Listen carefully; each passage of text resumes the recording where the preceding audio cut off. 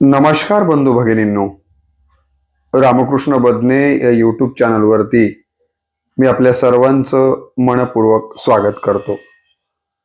मागील काही शॉर्ट व्हिडिओच्या माध्यमातून आपण पाहतो आहोत की सासूरवासीन पूर्वीच्या काळी आपल्या मनातल्या व्यथा वेदना जात्यासोबत दळत असताना शेअर करत असायची आणि जरी ती सासरमध्ये नांदत असली तरी तिला माहेरच्या आई वडील भाऊ बहिणींची निश्चितपणे आठवण होत असायची. त्याबद्दलच्या काही ओव्या आपण मागच्या 2 व्हिडिओच्या माध्यमातून पाहिल्या. या तिसऱ्या व्हिडिओमध्ये जात्यावरल्या ओव्यामध्ये आईचं महत्व विशद करताना ती बायलेक जात्यावरती काय म्हणते बघा. ती म्हणते, सुखाला भरतार दुखाला माऊली,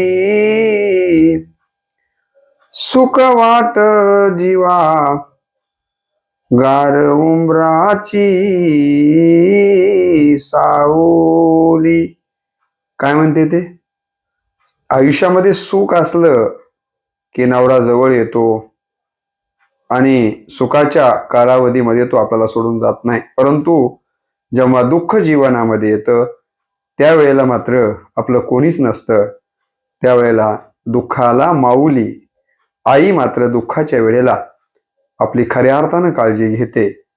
असं या ओवीच्या माध्यमातून आईचं महत्व ही सासूरवासीन जात्यावरती व्यक्त करते.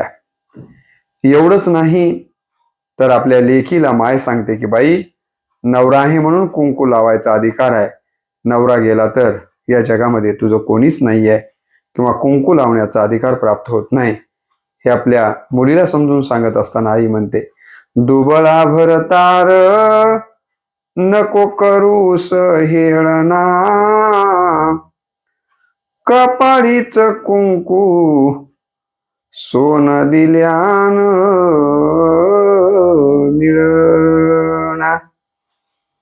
किती जरी सोनं दिलं तरी एकदा पती आपल्याला सोडून गेला की कुंकू लावण्याचा अधिकार मिळत नाही.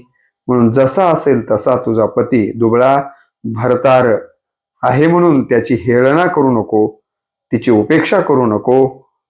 शेवटी तो तुझा पती आहे, त्याची सेवा कर, कारण त्याच्यामुळेच तुला कुंकू लावण्याचा अधिकार प्राप्त आहे.